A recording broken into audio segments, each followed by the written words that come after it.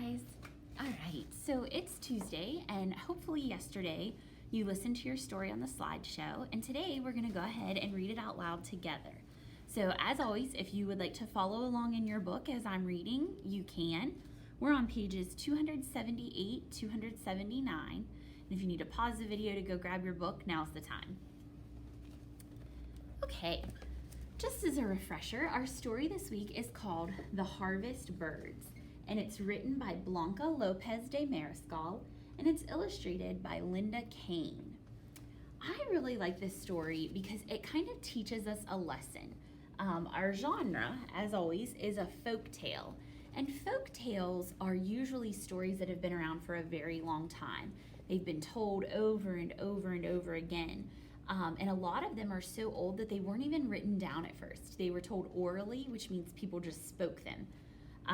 And a lot of times folk tales teach a lesson. They kind of tell us a way to live our life or a custom of a culture that tells the story. So as we read and listen, I want you to think, what kind of a lesson does the harvest birds teach us? In a little town where everyone knew everyone, there lived a young man called Juan Zanate. He was given this name because he was always seen with one or two Zanate birds. Juan used to sit under his favorite tree, dreaming and planning his life. He had wanted to have his own land as his father and grandfather had. However, when his father died and the land was divided, there was enough for only his two older brothers. Because of this, Juan had to go work in the shops of the town. If only I had my own land, my life would be different, Juan thought. He went to see Don Tobias, the richest man in town, and asked to borrow a little piece of his land. Don Tobias burst out laughing, and his wife laughed with him. "Why should I let you use my land?" he asked. "You don't know anything about making things grow." Sad and ashamed, Juan returned to sit under his tree. It was the only place where he felt really happy. In its huge branches lived a flock of Zanate birds who were so used to him that they thought of him as their friend. There was one bird who cared very much for Juan and wanted him to find his way in life. This bird was always around Juan, resting on his shoulder or riding on his hat. Juan named him Grajo, or crow, because Zanates have black feathers. It kind of does look like a great big crow. After sitting and thinking for a long time, Juan decided to visit the oldest man of the town. Old people know many things because they've lived longer, Juan thought. He'll give me some advice, and maybe he'll even help me. Juan greeted the old man, whom everyone called Grandpa Chon, with respect. The old man seemed to be in a good mood, so Juan dared to ask him for a piece of land. "Let me prove to you that I can be a good farmer and make things grow," he begged. Grandpa Chon became serious. "I will help you," he said.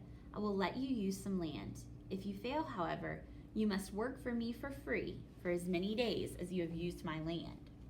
So he's going to give him a chance, but he says if you fail, you're going to have to pay the price. Juan ran into town shouting the good news. Instead of being happy for him, though, people laughed at him. "Before you should straighten up my shop. Where you plant, not even weeds will grow," shouted the carpenter.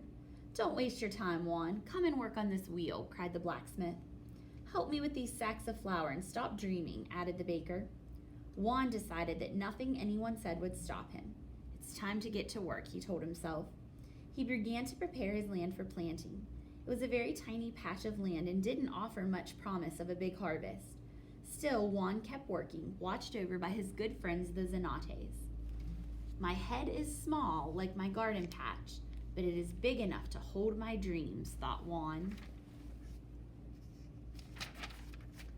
He needed seeds to plant, but he didn't have the money to buy them, so he went to the shop and asked for some.